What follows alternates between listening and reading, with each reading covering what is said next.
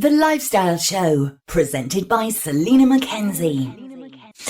Now, we've all heard of Anne Boleyn, but do you know who Jane Boleyn is? Well, here to tell us about her latest book, Boleyn Traitor, a thrilling story of ambition, power and the dark side of the Tudor court. Welcome, top historian, Philippa Gregory. Hello, lovely to be with you. Lovely to have you on the show, Philippa. So over to you. Who was she then? Well, Jane Boleyn is known to most people, but maybe not by name. She's the wife of Anne Boleyn's brother. So he's George Boleyn, and she married him when they were both quite young, 20, and they were top courtiers when Anne was queen. But when the Boleyns fell from favour and Anne was tried for incest, adultery and witchcraft, George was tried with her for incestuous adultery. So Jane was widowed on his death, and she also lost her place at court, obviously. She lost the position which had come to her as being sister-in-law to the Queen. But what is amazing is that she's right back at the top of the tree again when Jane Seymour is the new queen. Henry marries Jane Seymour straight away and appoints Jane as her chief lady in waiting. And Jane stays as the chief lady in waiting to all the subsequent queens until Catherine Howard, when she herself gets involved in Catherine Howard's disgrace and is herself executed. So the big question for me and for everybody, which is nobody has ever answered, is how does Jane go from absolute disgrace to top place at the court of all the subsequent queens? And in this novel, I think I've answered that question. Do you think it has anything to do with Thomas Cromwell? I do. Me too. I haven't read your book, but I'm a huge fan of the Tudor court. Well, Thomas Cromwell is a friend of Jane's father, and it is to Thomas Cromwell that Jane dedicates and gives his first translation of Nicco Machiavelli's The Prince, which is the absolute textbook of how to be a tyrant.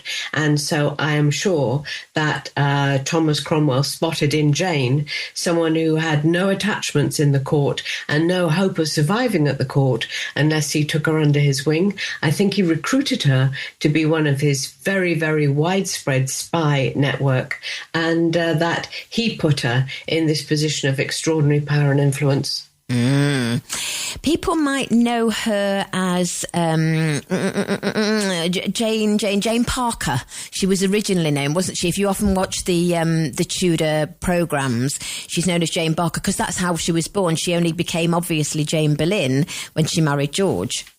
Yes, she's the daughter of Lord Morley, whose family name is Parker. So she's Jane Parker when she first comes to court. Then she's Jane Boleyn when she's married to him. And when gets a title, she's then Lady Rochford.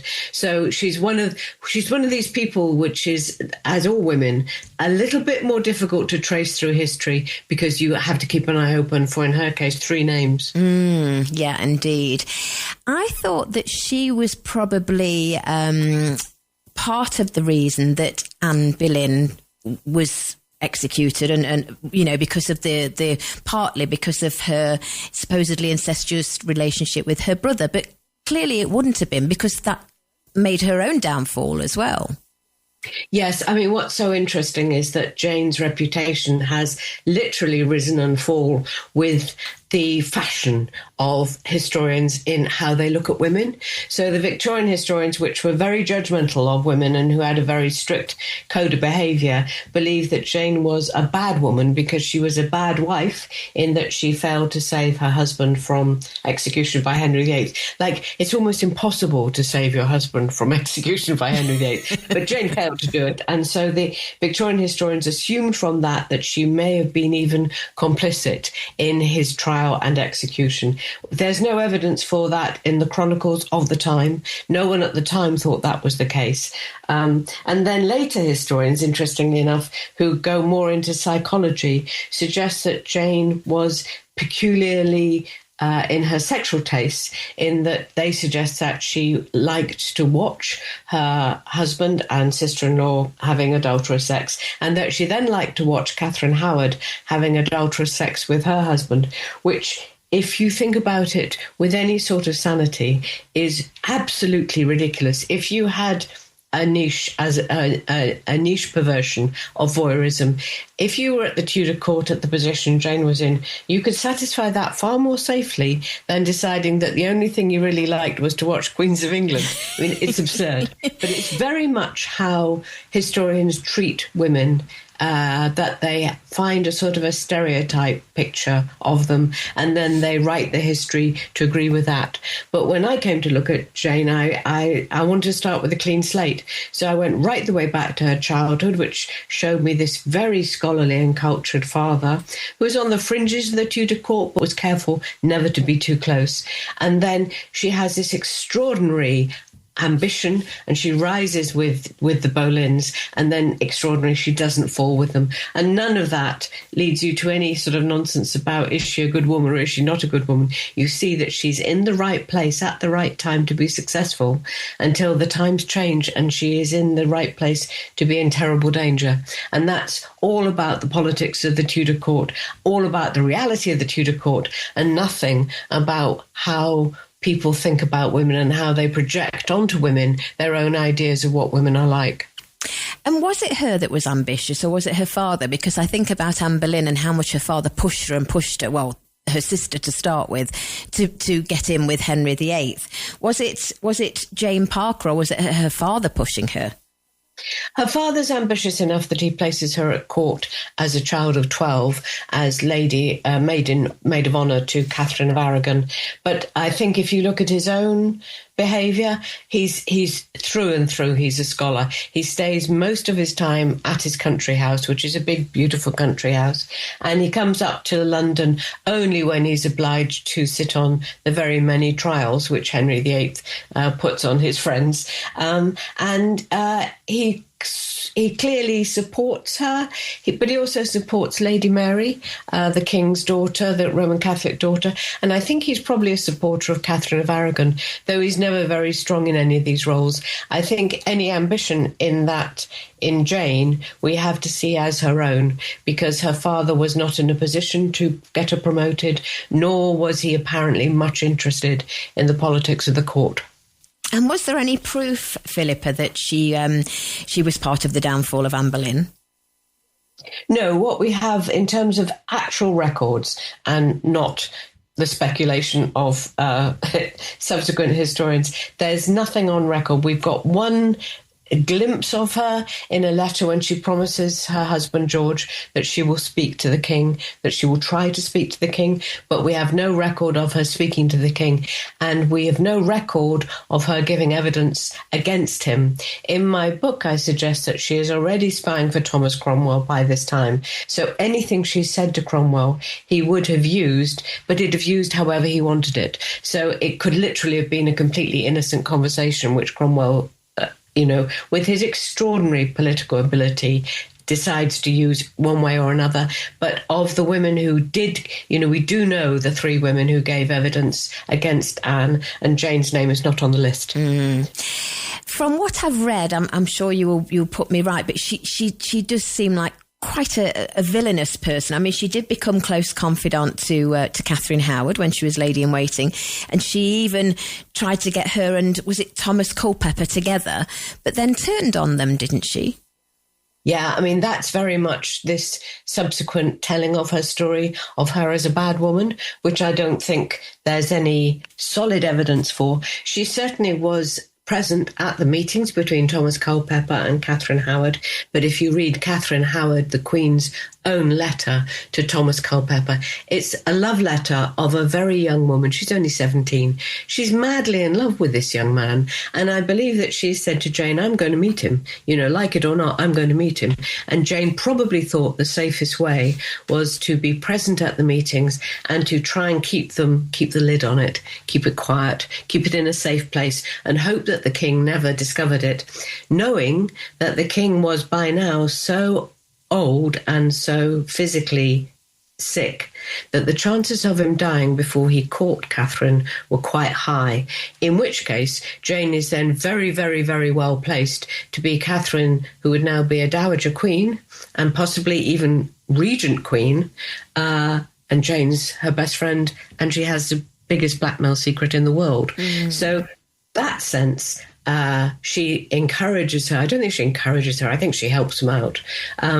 But when they're all held up to trial, they all turn on each other. It's a very, very, and that's where we have a lot of information, which is that Culpeper and Catherine Howard both blame Jane for getting them together. But actually, if you look at the letter from Catherine to Culpeper and his mad stupidity in keeping the letter, these are the actions of two not very good conspirators, but two people very much in love. Yeah. Did you, from all your research, do you like her? Do you think she's a decent enough person? I try not to be judgmental in my research. I think I do a better job if I come to it fairly clean without a judgment, and if I end without much judgment, I've done a good job as a historian. As a novelist, I like my Jane. I mean, I don't know how close my Jane is to the historical Jane as she was lived, but I'm sure it's closer than some of these historians who have tried to make her out to be the villain of the piece, because it suits their telling of the story and it suits their view of women. My view of women is much more generous and much more realistic than that. And I think that Jane, like most women in history, was trying to get by, trying to survive in incredibly dangerous circumstances, and trying to, make a good living and have a good life. And, none of that, I think, is at all blameworthy. Yeah, indeed. Well, you've got lots of books, the Plantagenet and Tudor novels, the Fair Mouse series. Have you written just history books, non-fiction, factual history books as well? Yes, my last book, called No More Women, 900 Years of Making History, was in a very real sense the work of my life. It took me 10 years to write. Wow. I've been working on it since then in other editions and other publications, one for young scholars, one for literally to be primary school readers, to go into schools, to tell young people about the history of women in England. And I have a TV documentary in mind and possibly a radio program in mind. I'd done a podcast on it. So it really is very, very central to my life. And that's non-fiction, completely non-fiction. But it's the story not of the big stars, the big queens, the names, It's the story of women from 1066 to the present day, and how we as women have constantly struggled for fair pay, have constantly struggled for shares of ownership of land, factories and businesses, how we've stepped forward in times of crisis. So during the plague, women run England because so many men are killed.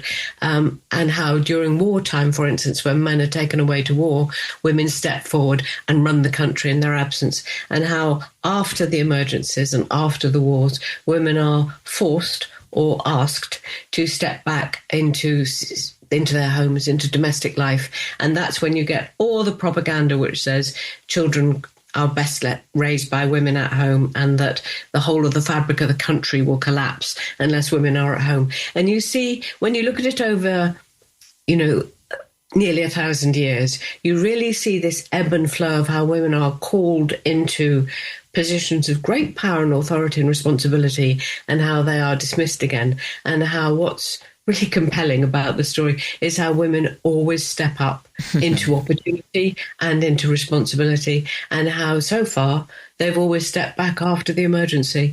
But I think what we're seeing now is probably a genuine change, that women are becoming essential to the running of the country, and we won't get asked to step back further than we are already. But, I have to remind everyone we still don't have equal pay. The last time we had equal pay in England was 1349. That is mad, isn't it? Isn't it mad? Yeah, crazy. Isn't it mad? Yeah, and you only get that perspective if you do really long history. And the reason we got it in 1349 was because there were so few labourers available to do any of the work that they had to pay women the same as the men, because otherwise the women simply wouldn't have gone to work. And that's just after the plague year. So they have to pay equal pay. And that's the last time. Within 10 years. Within 10 years, the government is passing laws to say that women shall not be paid equally and that women must work at home. Well, let's hope that within the next 10 years that we can say something different. Surely it won't be the same. It won't be the same. I think the battle now is still to get equal pay. We don't have it yet. But also, I think we've really got to look at ownership and directorships and senior management. They are still incredibly skewed against women. So ownership of land. I mean, I think farming tenancies, it's something like 12% of them are owned by women. You know, whereas what we know is that farming families have boys as well as girls. You know, why shouldn't girls inherit? Why shouldn't girls get the tenancy? Yeah, good point, well made. Well, the book is called Boleyn Traitor, a thrilling story of ambition, power and the dark side of the Tudor court.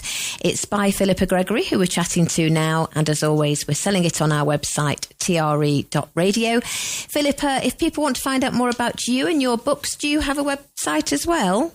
I have all of the stuff. Everybody has them all the stuff now. I have a website and I have a Facebook page, and I think I'm on Instagram, and I'm probably now and then on TikTok. But if you just have a little Google with my name, Philippa Gregory, you will find me. I am out there. You certainly are. Thank you so much for your time, Philippa.